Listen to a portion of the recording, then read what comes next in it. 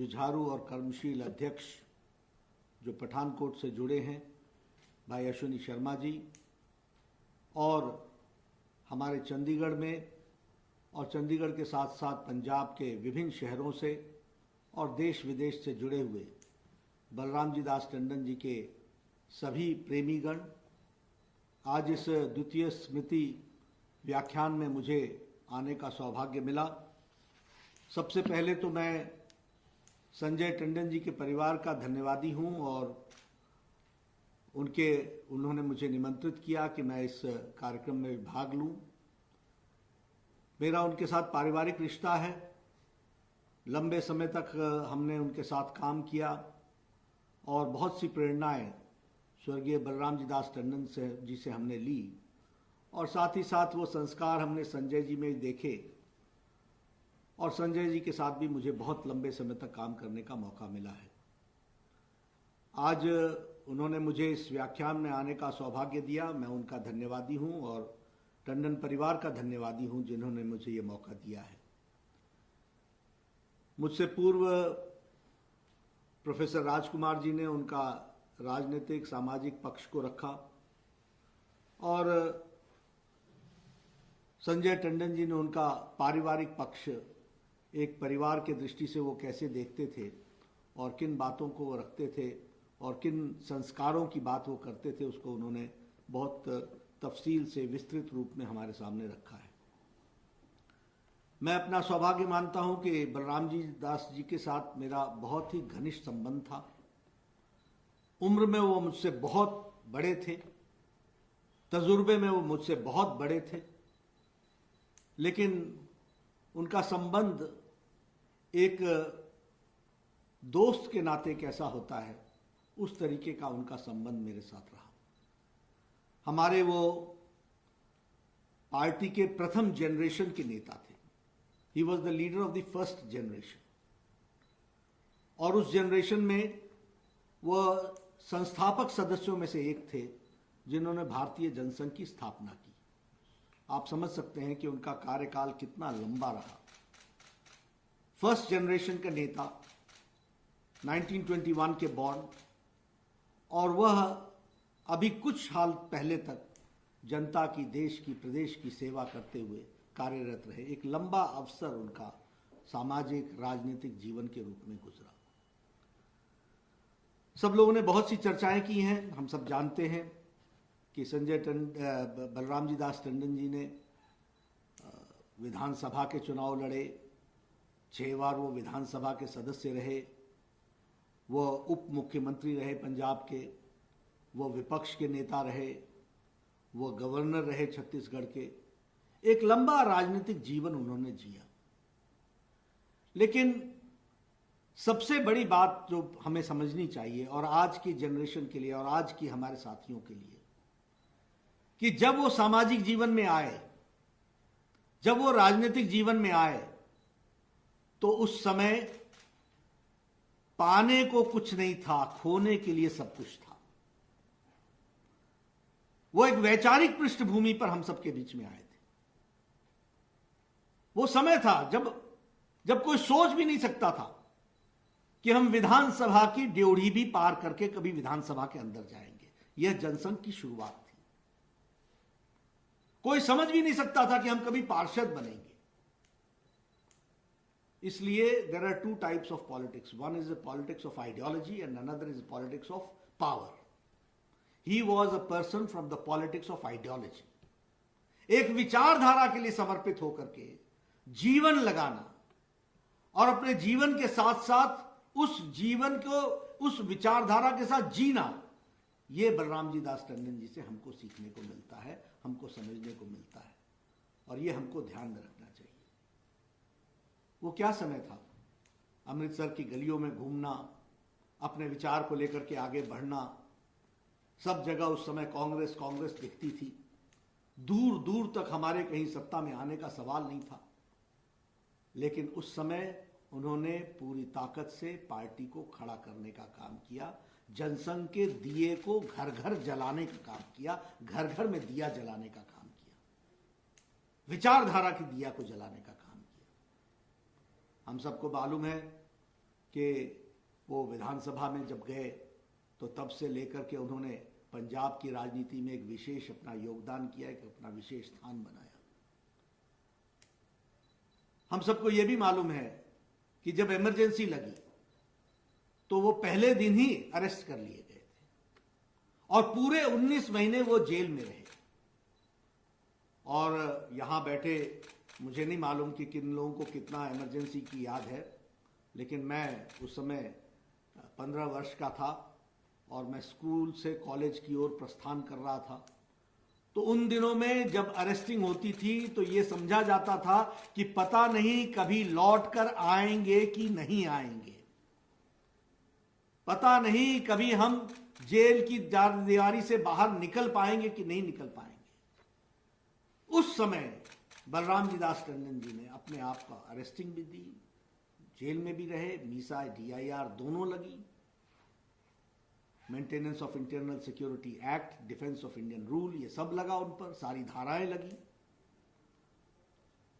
और उन्होंने अंदर रह करके सिर्फ अंदर ही, जेल के अंदर ही लोगों का मनोबल नहीं बढ़ाया, उन्होंने परिवार का और समाज को संदेश देकर के भी जेल के अंदर से मनोबल बढ़ाया। इसको हमको समझना चाहिए, इसको हमको जानना चाहिए। और ये छोटी घटना नहीं है।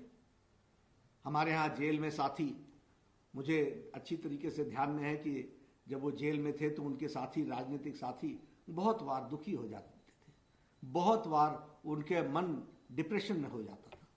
बलराम जी दास टंडन जी हमेशा कहते थे, विपरीत परिस्थितियों में ही रास्ता निकालना और आगे बढ़ना, यही जीवन की शैली है, इसी को जीवन कहते हैं, इसी को जीवन मान करके चलते हैं। तो उन्होंने जेल के अंदर भी वो सबको योगदान किया, सबका मनोबल बनाए रखा। बाहर आए, फिर उन्होंने फिर से सरकार में आए, सरकारें चलाई। और एक समन्वय देखिए, प्रकाश सिंह बादल जी हमारे वरिष्ठ नेता, अकाली दल, शिरोमणि अकाली दल के और पंजाब के वरिष्ठ नेता, उनके साथ उनका संबंध कोई 2 दिन का नहीं, कोई 2 साल का नहीं, कोई 20 साल का नहीं, जन्म का संबंध। हर दृष्टि से एक बराबरी के स्तर पर सारी बातों को एक दूसरे से शेयर करना, पारिवारिक बातों से लेकर के सामाजिक विषयों के बारे में चर्चा करना, राजनीतिक विषयों के बारे में चर्चा करना, यह उनकी विशेषता थी। मेरा संबंध उनसे, क्योंकि मैं पड़ोसी राज्य से हूं, हिमाचल से हूं, तो समय समय पर मेरा उनके साथ संबंध आता था। जब भी मैं चंडीगढ़ आता था तब भी मैं मिलता था।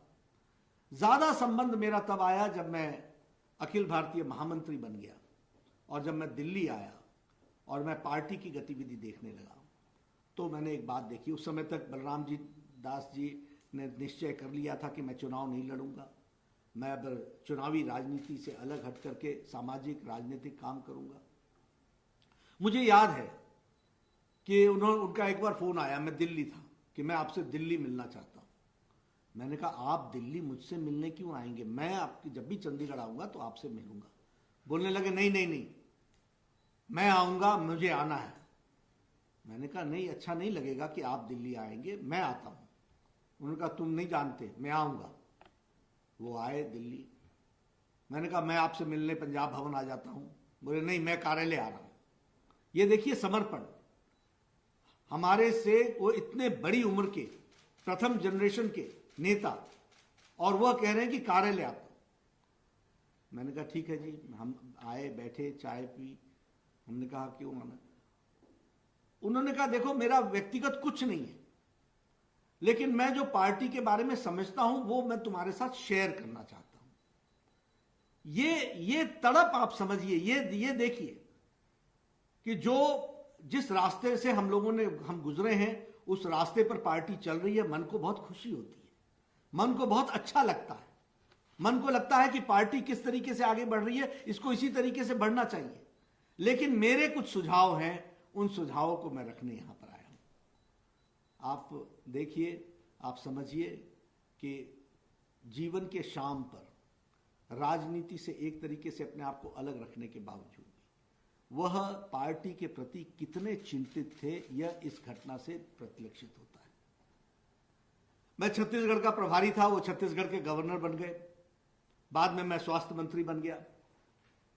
मैं प्रभारी था, मैं छत्तीसगढ़ गया, छत्तीसगढ़ में रायपुर में रुका, दिन भर मैंने काम किया। काम करने के बाद शाम को मैंने दिल्ली आने का निश्चय किया। मुझे फ़ोन आ गया, कहने लगे, मैंने कहा गवर्नर साहब का फ़ोन है। मैंने कहा गवर्नर साहब, मैं बलराम जी दास जी हैं। मैंने कहा हाँ जी, फ़ोन हमने सुना।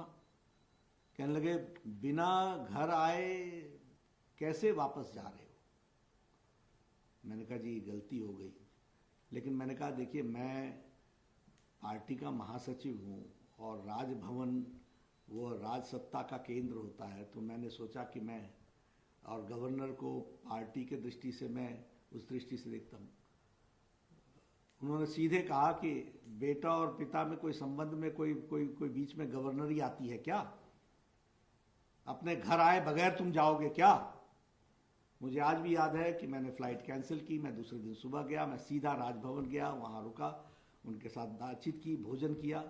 उन्होंने मुझसे कहा अगली बार रायपुर में आना हो तो ये ध्यान में रखना कि रहना भी यहीं है और यहाँ मुझसे मिले बगैर जाना नहीं है।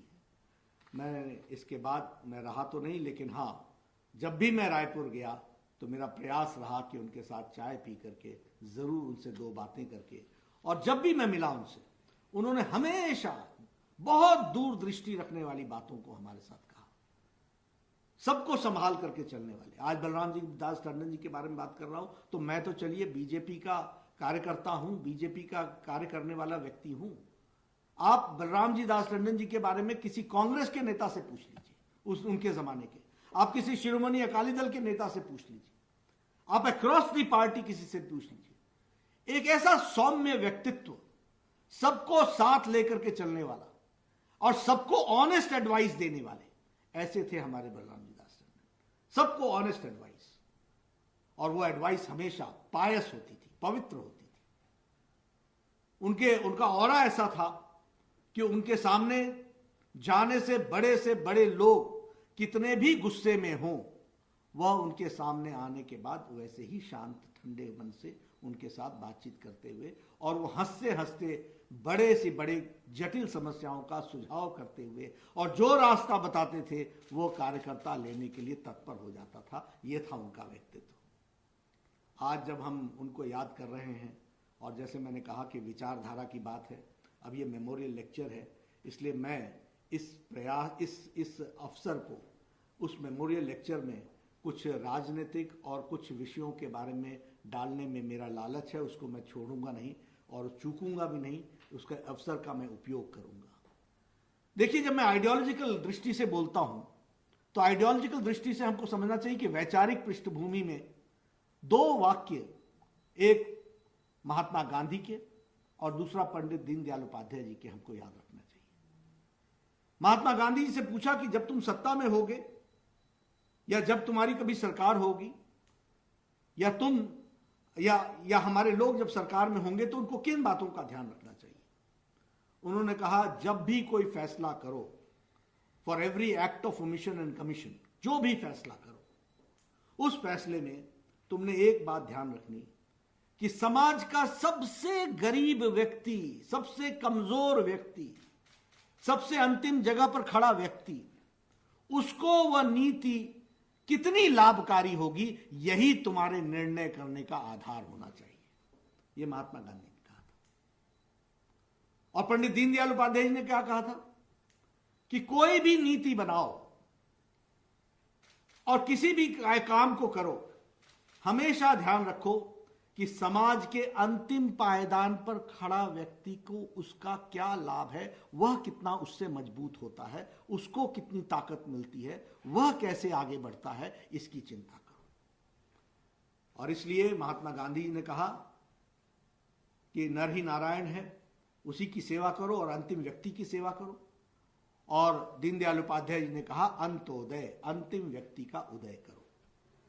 आज मुझे खुशी होती है कि जब मैं इन बातों की चर्चा कर रहा हूं, तो जिस आइडियोलॉजी के लिए बलराम जी दास टंडन जी ने अपना जीवन दे दिया, जिस आइडियोलॉजी के लिए, जिस विचारधारा के लिए बलराम जी दास टंडन जी अपने जीवन भर लगे रहे, आज उसको हम नरेंद्र मोदी जी के नेतृत्व में चलने वाली सरकार से साकार होते देख रहे हैं, उसको हम स्पष्ट रूप में पूरा होते हुए देख रहे हैं। यह बहुत ही महत्वपूर्ण बिंदु है और मुझे लगता है कि बलराम जी दास टंडन जी के लिए भी, उनकी आत्मा की शांति के लिए भी और उनके बताए रास्ते पर चलने के लिए आज भारत की सरकार मोदी जी के नेतृत्व में जिस तरीके से कर्तृत्व के साथ आगे बढ़ी है, वो हम सबको ध्यान में रखना चाहिए। और जब मैं ये कहता हूं कि अंत्योदय की बात, तो मैं ये सिर्फ कहने के लिए नहीं कह रहा हूं, सिर्फ बातों को रखने के लिए नहीं कह रहा हूं। इसके पीछे आधार है, जिस आधार को हमको समझना चाहिए। मित्रों, जितने भी स्कीम्स, जितने भी योजनाएं प्रधानमंत्री श्री नरेंद्र मोदी जी के नेतृत्व में भारत की स्कीम्स के रूप में सामने आई हैं, उन्होंने समाज का सामाजिक परिवर्तन और अंतिम व्यक्ति को ताकत देने का काम किया है। मैं पहली स्कीम का उदाहरण लेता हूं आपको, उज्ज्वला। जब मैं उज्ज्वला योजना की बात करता हूं तो हम आपसे ये चर्चा करना चाहते हैं कि आज प्रधानमंत्री मोदी जी के नेतृत्व में लगभग 8 करोड़ बहनों के घरों में सिलेंडर और चूल्हा यह पहुंचाने का इंतजाम नरेंद्र मोदी जी की सरकार ने किया है। अब हमारे से बहुत से लोग चर्चा करते हैं, मैं हमेशा कहता हूं we should know the impact of these policies, these programmes. We should try to understand the depth of the programme. मैं स्वास्थ्य मंत्री रहा हूं, यह विमेन एम्पावरमेंट का इतना बड़ा काम है। यह गैस का सिलेंडर और चूल्हा देना सिर्फ इतना ही विषय नहीं था कि 8 करोड़ की जनता को हमने चूल्हा दे दिया, सिलेंडर दे दिया, नहीं। यह इससे कहीं डीप इंपैक्ट रखने वाला कार्यक्रम है। यहां बैठे हमारे अश्विनी शर्मा जी पठानकोट के गांव में घूमते रहे हैं, हमारे हिमाचल में भी जाते रहे हैं। आपको मालूम होगा, आपके ध्यान में होगा कि हमारी बहनें सुबेरे 4 बजे उठ करके अपने दैनिक जीवन से निवृत्त होकर के क्या वो जंगलों में जाकर के अपने बच्चों के साथ पेड़ की लकड़ियां काट करके ला करके चूल्हा नहीं जलाती थी? क्या हमको ध्यान में है कि उस समय कोई ना कोई गांव में कोई ना कोई महिला या कोई ना कोई पुरुष पेड़ से गिर करके अपनी रीढ़ की हड्डी तोड़वा के बैठा हुआ होता था? क्या हमारे ध्यान में है कि उस समय सुबह की चाय बनाने के लिए अगर 6 बजे चाय देनी है तो 4 बजे घर से निकलना पड़ता था? क्या हमारे ध्यान में है वर्ल्ड हेल्थ ऑर्गेनाइजेशन ये कहता है कि 1 घंटे के अंदर जो महिला चूल्हे के नजदीक रहती हैं वो अपने फेफड़ों में कम से कम 400 सिगरेट का धुआं ले लेती हैं। ये वर्ल्ड हेल्थ ऑर्गेनाइजेशन की रिपोर्ट कहती है। तो आप समझिए कि ये सिलेंडर देकर के 8 करोड़ बहनों को, जो समाज की बिल्कुल वंचित, बिल्कुल जो सबसे नीचे पायदान पे खड़े परिवार थे, उनको जब इसकी स्ट्रेंथ दी गई, तो यह उज्ज्वला योजना अपने आप में भारत के तस्वीर और तकदीर को बदलने में कितना बड़ा कैटलिस्ट का काम किया है, इसको हमको समझना चाहिए। This is the impact of Ujjwala योजना। आपको मालूम होगा कि इसकी सारी डिस्बर्समेंट जो थी पहल योजना के तहत, which is largest in the world, सबसे लार्जेस्ट स्कीम को डीबीटी के माध्यम से पहल के दृष्टि से किया गया और यह Guinness book of world record में भी इसको दर्ज किया गया। और यह सोशियो इकोनॉमिक चेंज का, स्टेटस ऑफ वुमेन का सबसे बड़ा कैटलिस्ट एजेंट बना। यह हमको ध्यान में रखना चाहिए। यह उज्ज्वला योजना का हमको इंपैक्ट पड़ा है, यह हमारे ध्यान में आना चाहिए। उसी तरीके से उजाला योजना, आप बताइए, जब मोदी जी ने सरकार संभाली तो लगभग 18,000 गांव बिना बिजली के थे। Now can you imagine what is the life without electricity? उनकी क्या स्थिति होगी शिक्षा की, उनकी क्या स्थिति होगी जानकारियों की, वो किस अभाव में जी रहे थे। ये 21वीं शताब्दी का भारत था और ये 21वीं शताब्दी का गांव था। प्रधानमंत्री मोदी जी ने 18 के 18,000 गांवों को समयबद्ध तरीके से उनको इलेक्ट्रिफिकेशन भी किया और उनको प्रोग्राम के तहत इस world largest domestic lightning programme को किया है, वर्ल्ड्स लार्जेस्ट। एक बात समझनी चाहिए, जो कुछ भी भारत में मोदी जी करते हैं, it becomes the world's largest programme, जिसको हमको समझना चाहिए। How deep is the impact, इसको भी हमको समझना चाहिए। उसी तरीके से अगर हम बात करें अपने उजाला योजना की, तो जहां हमने इलेक्ट्रिफिकेशन किया, वहीं LED bulbs, 32 crore LED bulbs और 71 लाख एलईडी ट्यूब्स और 23,27,000 हमारे एफिशिएंट एनर्जी एफिशिएंट फैंस, इसका भी फ्री डिस्ट्रीब्यूशन किया गया। और यह फ्री डिस्ट्रीब्यूशन के माध्यम से लगभग 47.09 किलो वॉट्स आवर्स यह हमारे को पर ईयर हमारी सेविंग हुई है। This has been the saving of electricity, जो हमको ध्यान में रखना चाहिए। इस तरीके का हमारे को ये पेटेंट टूल के माध्यम से यह सोशल चेंज आया है। आपको याद होगा कि प्रधानमंत्री जी ने स्वच्छता अभियान चलाया और उस समय चर्चा चली कि प्रधानमंत्री जी ये सफाई का अभियान ले रहे हैं, ये छोटे छोटे काम से क्या फर्क पड़ता है। आपको जानकर के आश्चर्य होगा कि 2014 में ओपन डेफिकेशन फ्री, जो मानवता के लिए एक अभिशाप था, जो मानवता के लिए एक अभिशाप था, हमारी बहनों को, हमारे बच्चों को सूर्यास्त का इंतजार करना पड़ता था अपने दैनंदिन जीवन के कार्य को करने के लिए, और सूर्योदय से पहले उनको अपना दैनंदिन जीवन पूरा करना पड़ता था, क्योंकि उनको घर से बाहर, गांव से बाहर, खेतों में जाना पड़ता था। 36% सिर्फ ओपन डेफिकेशन था, 36%। आज मोदी जी के नेतृत्व में 100% ओपन डेफिकेशन फ्री हो गया है। 100% ओपन डेफिकेशन फ्री, ओडीएफ हो चुका है। हर गांव में, हर जगह पर स्वच्छता की दृष्टि से, सैनिटेशन की दृष्टि से टॉयलेट्स का निर्माण हुआ है। 10 करोड़ 28 लाख टॉयलेट्स बने हैं, विच इज इक्वल टू 99.96%। यह है स्वच्छ भारत अभियान का इंपैक्ट। अब आप कहेंगे कि टॉयलेट बन गए, बहुत अच्छी बात हो गई, बहुत फर्क पड़, बहुत अच्छी रही। बहुत अच्छा नहीं, इसका भी इंपैक्ट हमको समझना चाहिए। अंडर 5 मॉर्टैलिटी, यानी 5 साल से नीचे के बच्चे, इनकी डेथ रेट में, मॉर्टैलिटी में बहुत बड़ा फर्क पड़ा, क्योंकि डायरिया से और कॉलेरा से मरने वाले लोगों की और मलेरिया से मरने वालों की संख्या बच्चों की अत्यधिक थी। उस पर इसका इंपैक्ट पड़ा है। यह भी हमको हेल्थ दृष्टि से समझना चाहिए। और आने वाले समय में हेल्थ इंडिकेटर्स इसको इंडिकेट कर रहे हैं कि there is a serious uprise and there is a, ये जो फॉल था मॉर्टैलिटी रेट में, अंडर 5 मॉर्टैलिटी में, इसमें बहुत ज्यादा सुधार आया है। इस बात को भी हमको ध्यान में रखना चाहिए। अभी प्रधानमंत्री किसान सम्मान निधि, आज तक कभी किसानों के बारे में लोगों ने बात तो बहुत की, चर्चा तो बहुत की, किसानों के नेता भी रहे, लेकिन किसानों के लिए कुछ करने की, कुछ कर गुजरने की जब बात आई तो कुछ भी नहीं हो पाया, यह हमको मालूम है। लेकिन प्रधानमंत्री किसान सम्मान निधि के तहत 8 करोड़ 64 लाख किसानों को, 8 करोड़ 64 लाख किसानों को 2,000 रुपए और 2,000 रुपए, 6,000 रुपए की सालाना किश्त, यह देने का निर्णय प्रधानमंत्री मोदी जी ने 2019 में किया।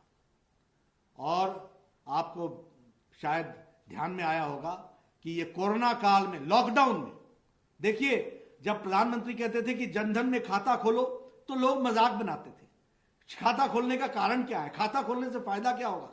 प्रधानमंत्री ने कहा जीरो बैलेंस पर आप खाता खोलिए। आपको जान करके आश्चर्य होगा कि आज 40 करोड़ लोगों ने खाता खोला है, जिसमें से आधी महिलाएं हैं। और ये महिलाएं आधी हैं, और 3.25 करोड़ सिर्फ खाते खुले थे 2014 तक, और आज 40 करोड़ लोगों ने खाता खोला है। इस खाते के माध्यम से 8 करोड़ 64 लाख लोगों के खाते में 2,000 रुपए की किश्त गई है इस कोरोना संक्रमण में। कोरोना में आप बताइए 2,000 रुपए कौन पहुंचाता, कैसे पहुंचाता? लेकिन किसान के खाते में डायरेक्ट चला गया। उसी तरीके से 20 करोड़ बहनों के खाते में 1,500 रुपए, 500 रुपए 3 महीने तक, 500 रुपीज डायरेक्ट बेनिफिट ट्रांसफर के माध्यम से उनके खातों में गया है और उनको उसका लाभ मिला है। उन्होंने स्वाभिमान और सम्मान के साथ अपने परिवार की जीवन की रक्षा की, अपने बच्चों की रक्षा की है। इसको हमको समझना चाहिए। अभी अभी मोदी जी ने 5 दिन पहले छठी किश्त भी प्रधानमंत्री किसान सम्मान निधि की, उसको भी घोषित की है, उसको भी डिक्लेयर किया है, और लगभग 1,700 करोड़ रुपए यह भी डायरेक्ट बेनिफिट ट्रांसफर के माध्यम से किसानों को पहुंच रहा है। यह हमको ध्यान में रखना चाहिए। मनरेगा, यही मनरेगा था गड्ढे खोदो सिर्फ, और जिसको कहते हैं कि एक जॉब एम्प्लॉयमेंट का कार्यक्रम था। लेकिन जॉब एम्प्लॉयमेंट के साथ साथ असेट क्रिएशन होना चाहिए, यह मोदी जी ने किया है। जॉब का एम्प्लॉयमेंट भी होना चाहिए, गारंटी भी होनी चाहिए जॉब्स की, लेकिन जॉब्स की गारंटी के साथ साथ एम्प्लॉयमेंट भी मिलनी चाहिए, तो एम्प्लॉयमेंट के साथ साथ एसेट क्रिएशन भी होना चाहिए। इस पर भी ध्यान दिया गया, इसलिए इसके वेरिएशन को इसको बढ़ा दिया गया है, इसको भी हमको ध्यान में रखना चाहिए। इस दृष्टि से इसको काम किया गया। यूपीए के जमाने में timely dispersal was only 34%. Now in Manrega, the disposal is 99% timely distribution, disposal of funds का जो है वो 99% हो गया है। इसको हमको समझना चाहिए। अभी कोरोना काल में जिस तरीके से हम सबको मालूम है कि प्रधानमंत्री गरीब कल्याण पैकेज दिया गया, अब आप देखिए सारा देश लॉकडाउन हुआ था। प्रधानमंत्री ji had taken a very bold and a very timely decision, लेकिन जैसा कि वर्ल्ड हेल्थ ऑर्गेनाइजेशन और यूएन जनरल असेंबली में यूएन ने कहा कि Prime Minister Modi has addressed the health issues, along with the health issues he has addressed the economic issues also, इसको भी उन्होंने कहा। और इस दृष्टि से अगर हम ध्यान में लें तो हमारे ध्यान में आता है कि 1,70,000 करोड़ का पैकेज दिया।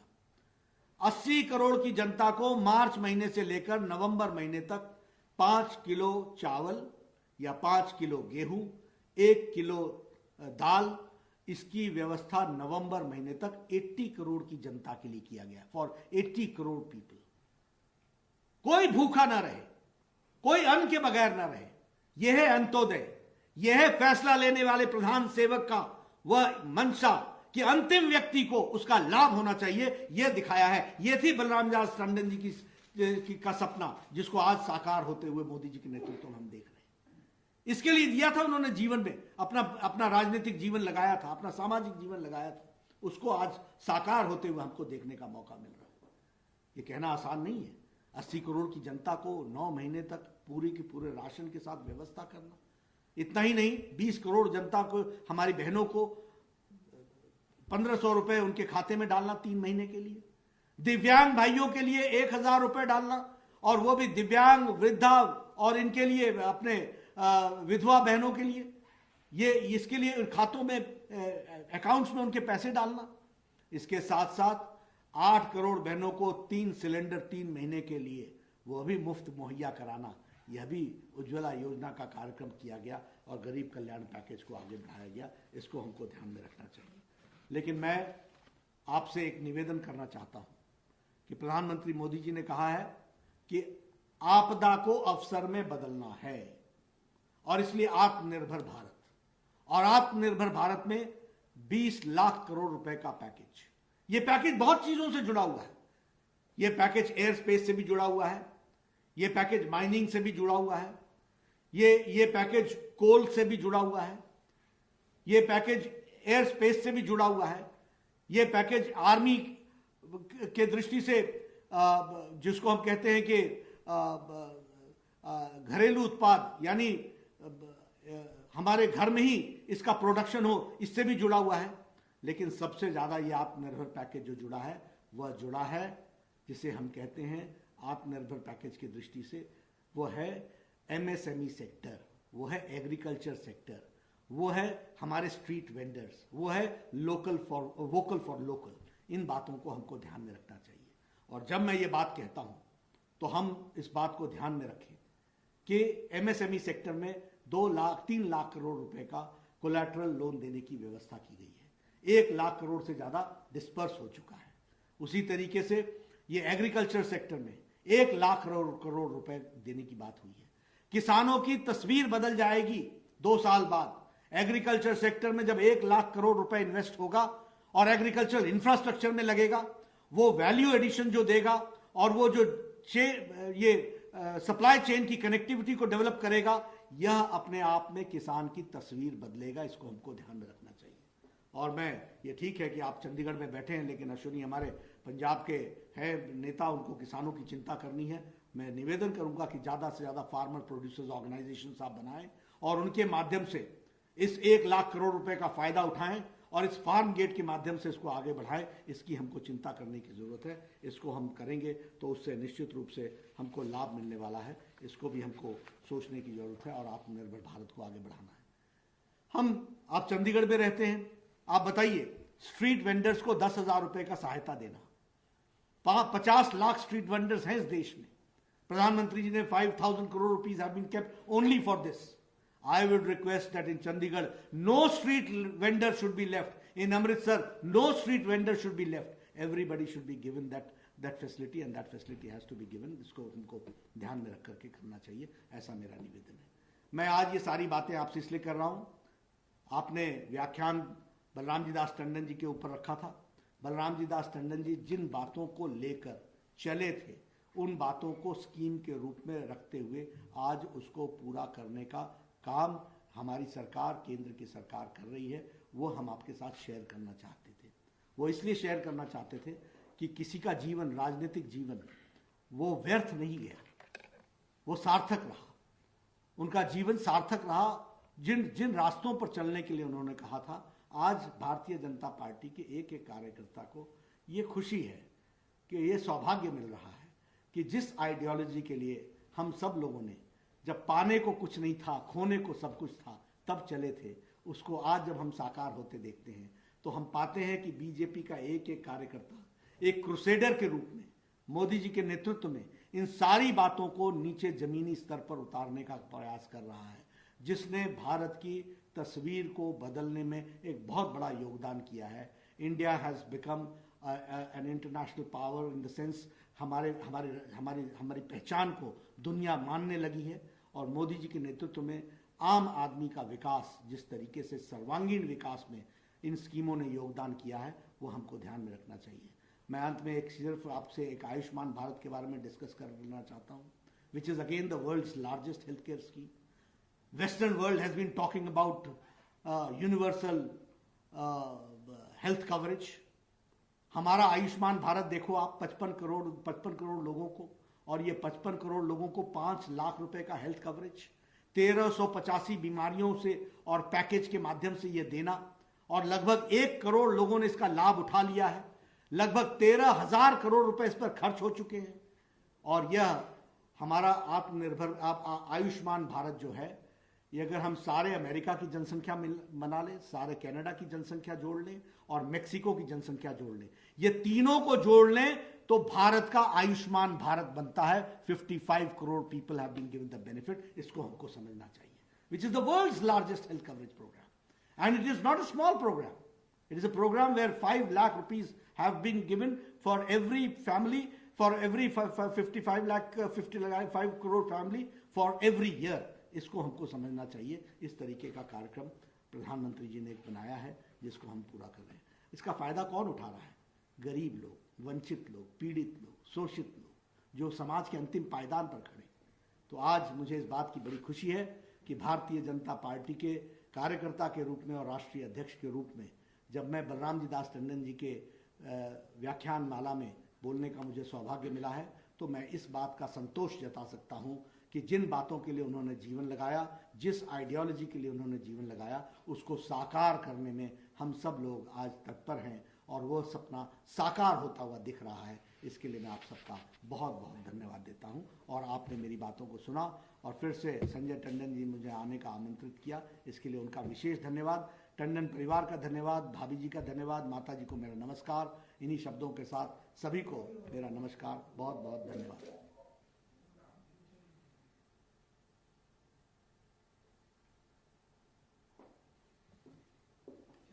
बलराम जी दास टंडन के जीवन से जुड़े प्रत्येक पहलू को बखूबी से उजागर करने वाले और उनके सपने को साकार होते हुए देखने वाले और उसकी एक बहुत ही विस्तृत झलक प्रस्तुत करने वाले श्री जेपी नड्डा जी के इस बेहद प्रभावशाली एवं प्रेरणादायी स्मृति व्याख्यान के लिए पूरे पंजाब विश्वविद्यालय परिवार की ओर से उनका हृदय से आभार। कार्यक्रम के अंतिम चरण में मैं भारतीय जनता पार्टी पंजाब के अध्यक्ष श्री अश्विनी शर्मा जी से आग्रह करूंगी कि वे धन्यवाद ज्ञापित करें। श्री अश्विनी शर्मा जी।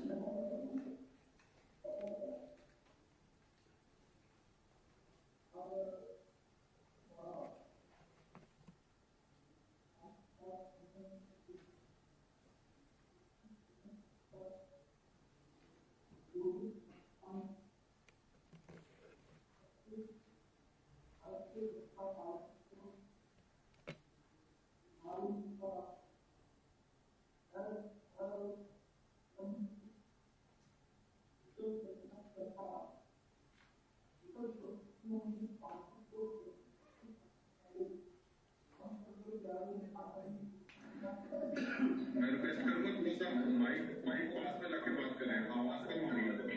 Thank you.